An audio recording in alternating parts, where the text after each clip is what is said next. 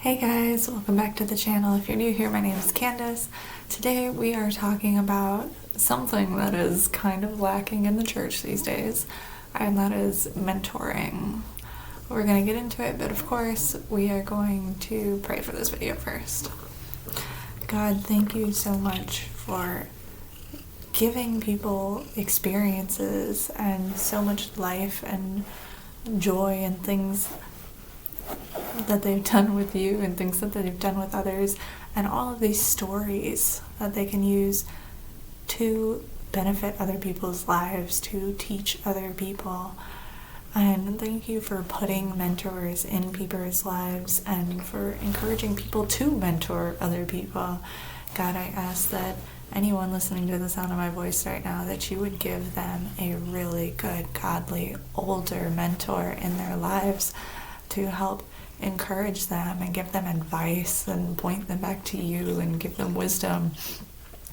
And that anyone who is on the older end of things, I would encourage that you would give them someone that they can mentor and they can share their experience and stories with. I ask these things in Jesus Christ's name. Hi, baby.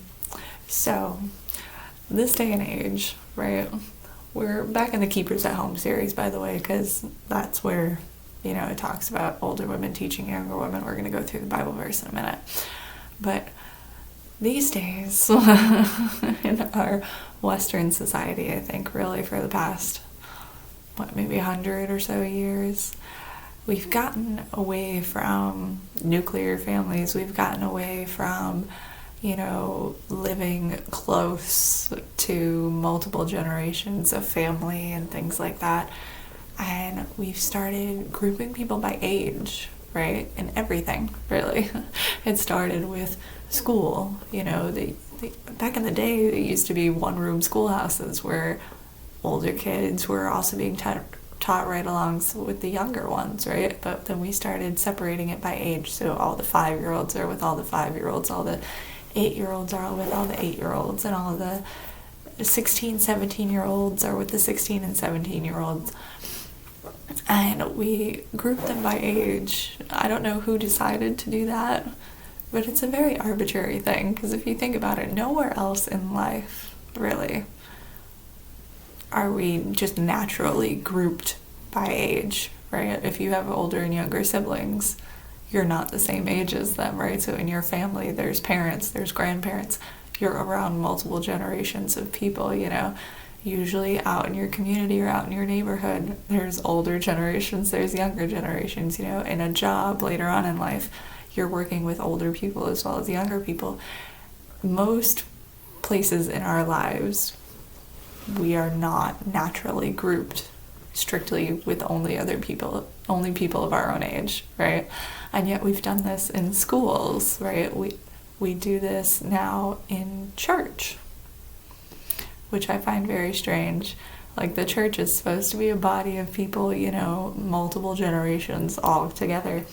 And yet the church really, especially in the last, 20, 30, 40 years, has really taken on the grouping people by age thing. So I have gone to a great many churches all in my own area, and I have yet to see a single one that really promotes, mentoring or the older generation getting with the younger generation and sharing knowledge and wisdom. Most churches these days, separate the kids out into their own thing, and those kids are then separated by age just like they are at school. They separate the teenagers out, or they have a group where it's just 50 plus, or another group that's just, married with kids couples, or another group where it's just between this age and this age, younger adults. Be around all people your own age. I think don't get me wrong, there are some benefits, of course, to being around other people that are the same age as you or that are in the same stage of life as you, right? But I think, by and large, as a whole, we get way more benefits, just way more experience, way more life knowledge when we mix the older and the younger generations, so that way the older ones can teach the younger ones, and the younger ones can, bring more life and joy and fun and just fun things for the older generation to keep them busy and to keep them active. In Titus chapter 2, which is where we've been camping out with Keepers at Home series, verse 3, 4, and 5. I'm not talking about the men here, but of course, men having mentors and doing this is also a good thing. I'm specifically talking to the women though. Okay. It says in verse 3, the aged women likewise, that they be in behavior as becometh holiness, not false accusers, not given to much wine, teachers of good things, that they may teach the young women to be sober, to love their husbands, to love their children, to be discreet, chaste, keepers at home, good, obedient to their own husbands, that the word of God be not blasphemed. I think, especially in Western society, as a culture, we have lost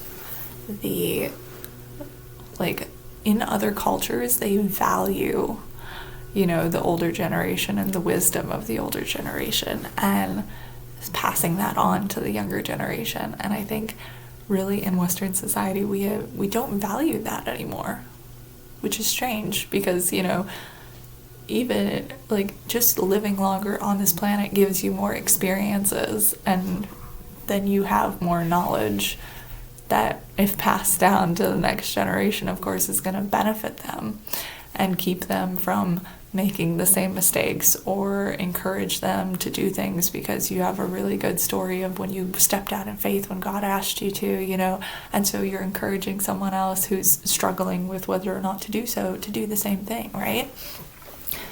There is so much knowledge and wisdom and just good things to be gained from crossing the generations, and most churches aren't doing it anymore.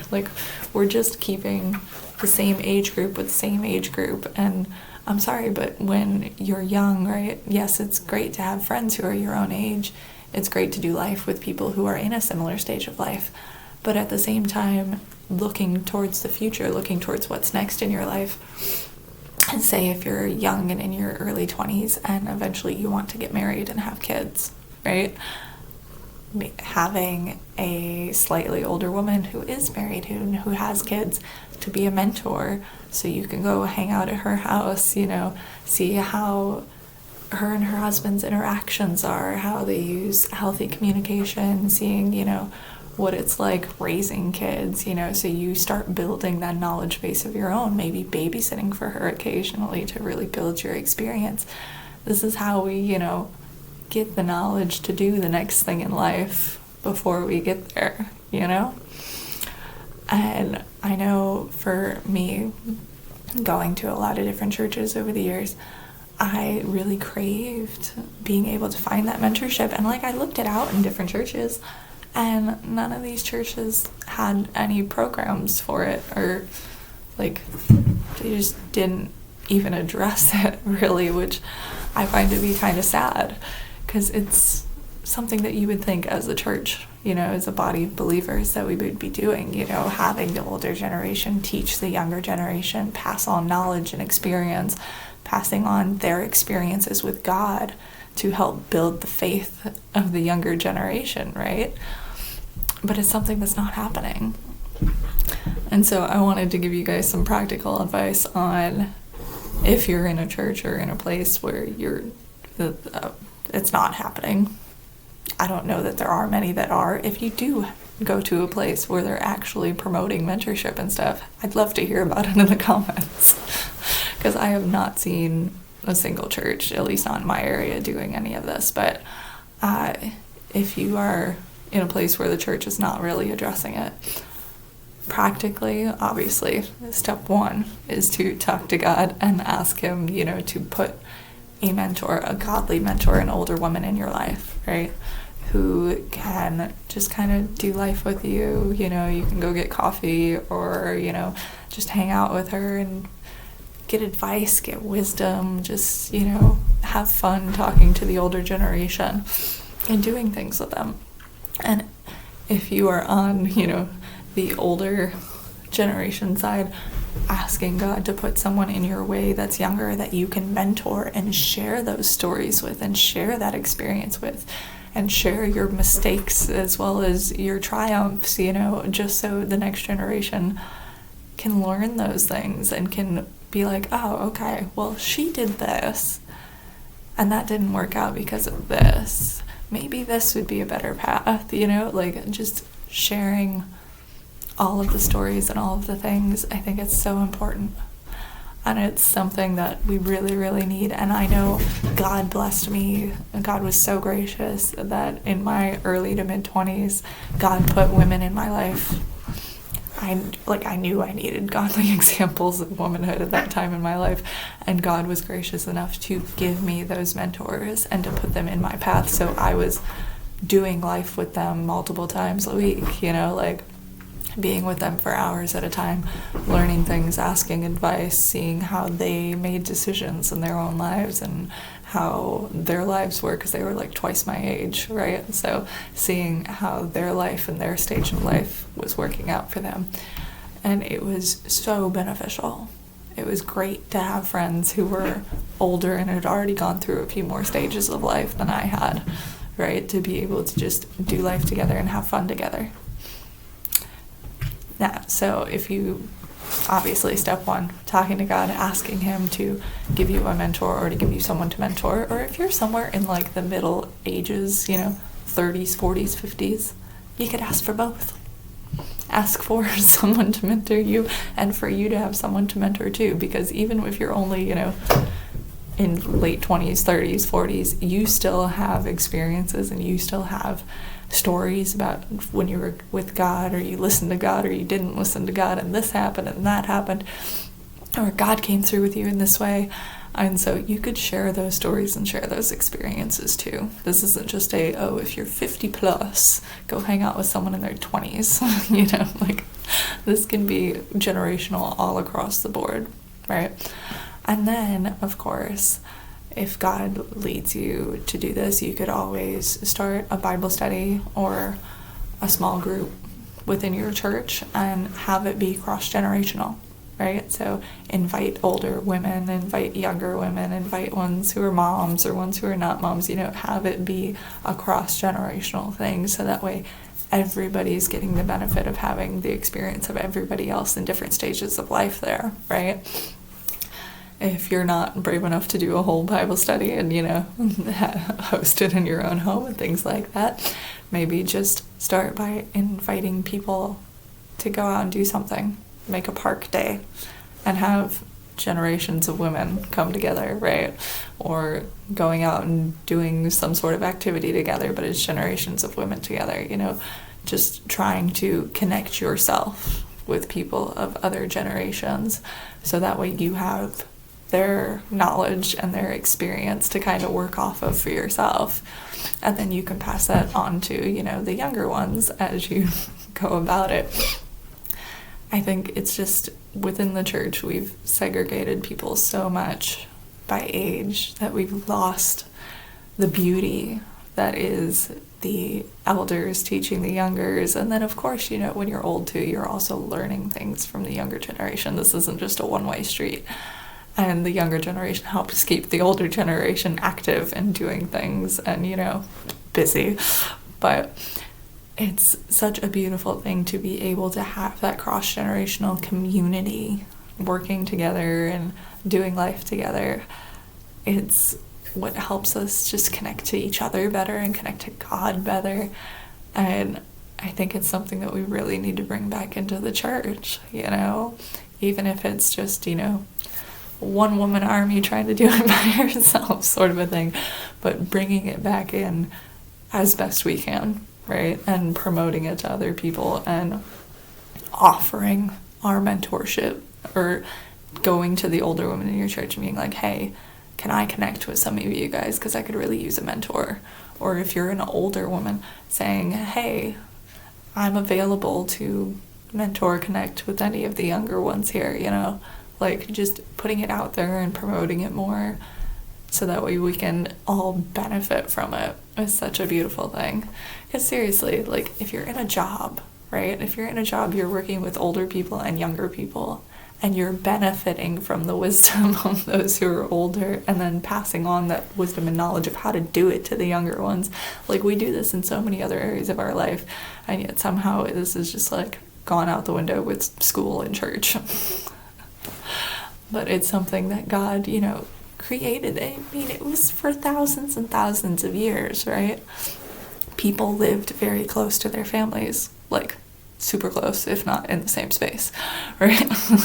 And so you would always have, the men going out into the fields working or doing whatever, and they've got the older men with them and the younger men with them.